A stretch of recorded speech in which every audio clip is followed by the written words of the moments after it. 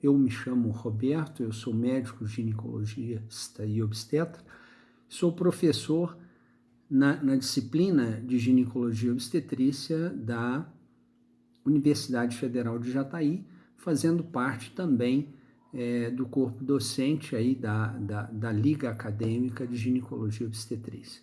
Então, o aleitamento materno, nós vamos falar um pouco sobre os benefícios da amamentação, lembrando vocês que esse aleitamento, ele já começa a ser preparado lá no início da gestação, né? E aqui nós vamos destacar a importância, né, desse aleitamento materno, porque ele tem o objetivo, então, de nutrir de um modo adequado a criança nos seus primeiros 6 meses de idade, para seu adequado crescimento e desenvolvimento, né?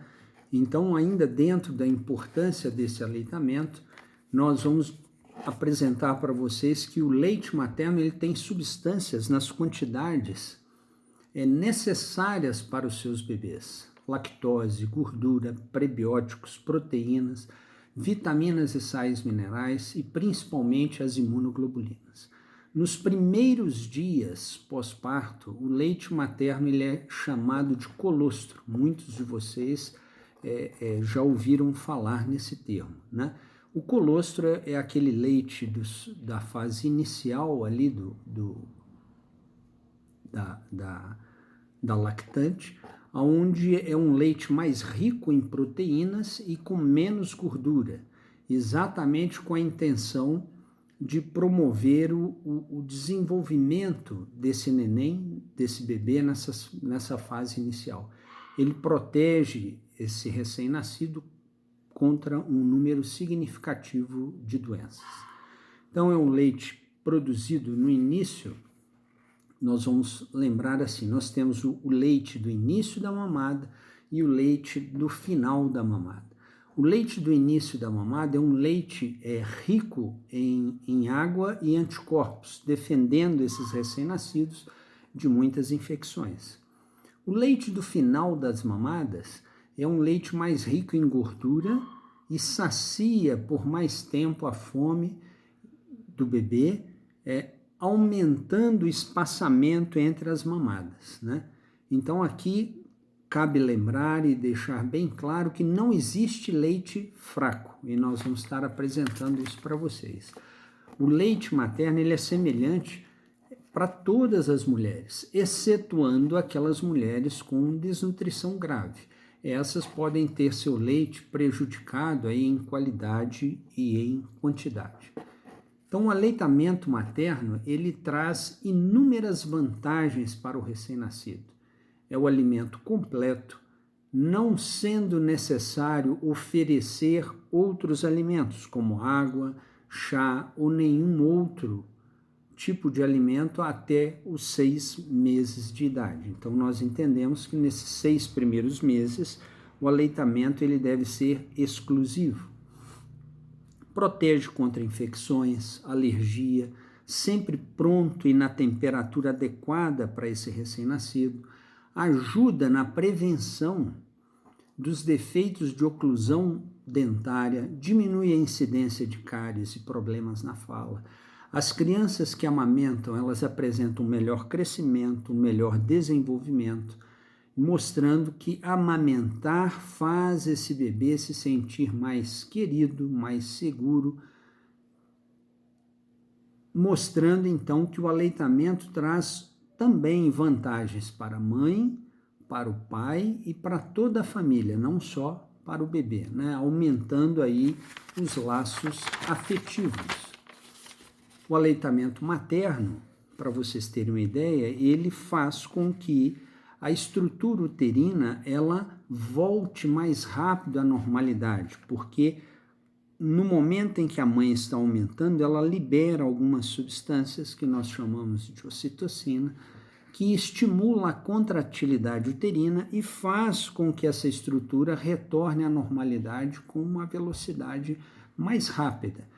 É considerado um método natural de planejamento familiar em virtude do aumento dos níveis da prolactina, que acaba fazendo uma inibição aí do estímulo ovulatório. Então, essas pacientes ficam sem menstruar por um longo período em virtude desse aumento dos níveis desse hormônio que se chama prolactina.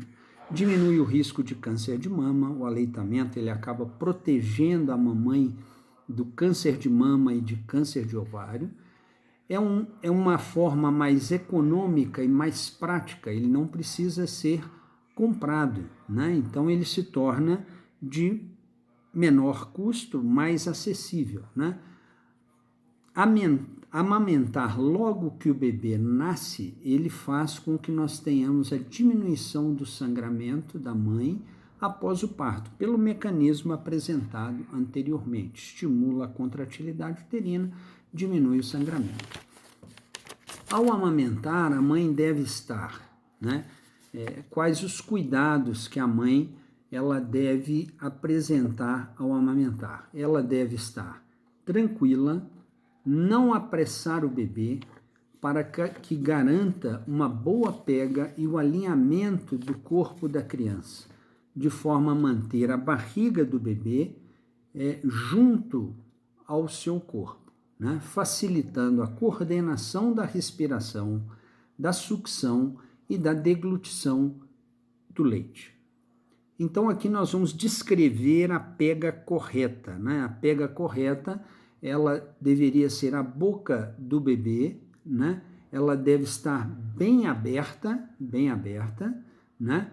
O lábio inferior, ele tem que estar virado para fora, o queixo tocando o peito da mãe, né? E a areola, a parte da areola, né? Que é essa parte mais escura, a parte superior da areola, ela deve estar mais visível, né? A bochecha do bebê, ela deve estar cheia, demonstrando que ele está conseguindo fazer a sucção do leite, e a língua do bebê, elas deve estar envolvendo todo o bico do peito, né? Deve estar envolvendo todo o bico do peito. Então, a mãe vai escolher a posição de dar a mamada, né? Se deitada, se sentada ou se de pé. O importante é ela ficar atenta à posição do bebê, que deve estar bem próximo dela e na altura das mamas, né? Ambos devem se sentir bem confortáveis no momento do aleitamento. Quando o bebê estiver muito cheio antes de amamentar, deve-se massagear essa região da areola, deixando-a mais macia e mais fácil para o bebê amamentar. Então, aí deve-se massagear a areola, né, essa região, tornando mais fácil para o bebê amamentar. Então, o leite materno, ele deve ser oferecido ao bebê desde a sala do parto, né? Sempre que o bebê quiser, se de dia ou se de noite, nós chamamos isso de livre demanda, né?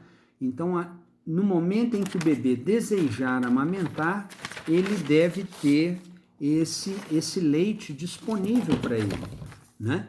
Então, em cada mamada, a mãe ela pode oferecer ambos os peitos, né? Se o bebê assim o desejar. É muito recomendado que o próprio bebê pegue o peito e mame até soltá-lo. Nunca deixe o bebê de imediato, nunca deite o bebê de imediato, nunca deitar ele logo após o aleitamento, pois o leite ele precisa se acomodar no estômago. Então, algumas observações nós devemos deixar aqui para vocês, assim, alguns utensílios como mamadeira, chupeta, chuca, protetores mamilares, quando oferecido aos bebês, eles podem trazer alguns riscos para a continuidade do aleitamento, né? Causa um maior risco de contaminação, podem provocar doenças, atrapalham o aleitamento materno, causando confusão de bicos aí para o bebê, né? Podem modificar a posição dos dentes desse bebê, prejudicar até a fala e a respiração, né? Fazendo com que o bebê respire mais pela boca. Isso pode prejudicar esse bebê. E ainda, além de tudo isso, diminui o contato entre mãe e filho, que isso pode trazer muitos prejuízos, principalmente afetivos, para esse bebê. Então, a preparação para o aleitamento, ela deve ocorrer desde o início da gestação, como nós falamos no início, né? Por isso, nós já temos que orientar as futuras mamães não usar nos mamilos, evitar usar nos mamilos cremes, pomadas, sabonetes, sabões, no sentido de estimular esses mamilos durante a gravidez.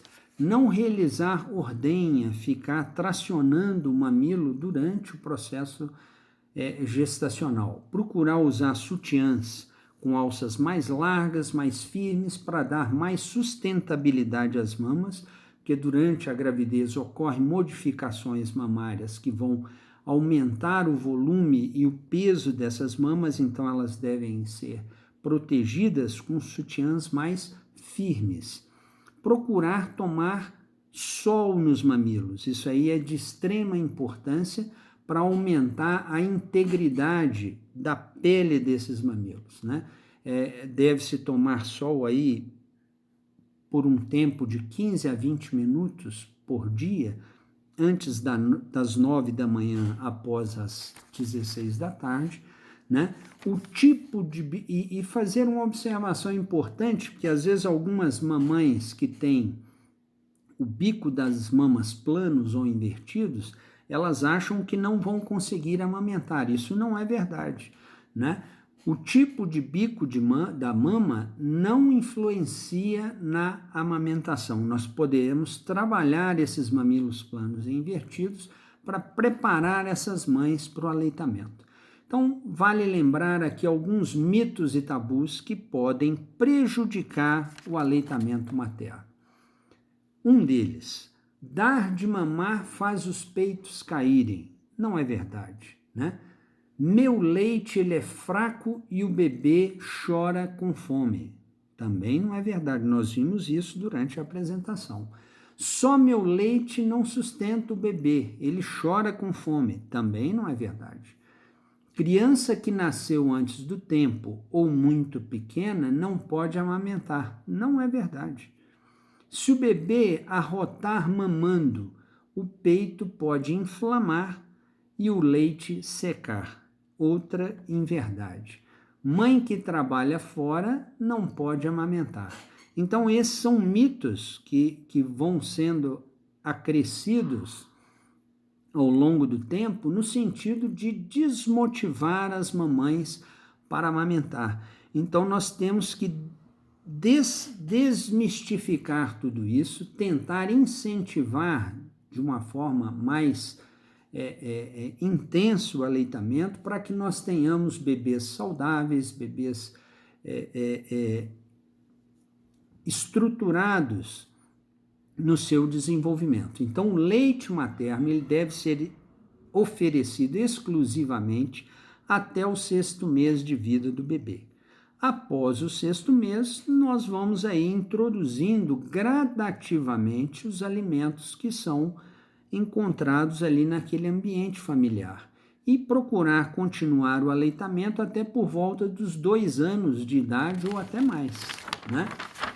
Então, vale lembrar da importância e da presença em alguns ambientes dos bancos de leite, né?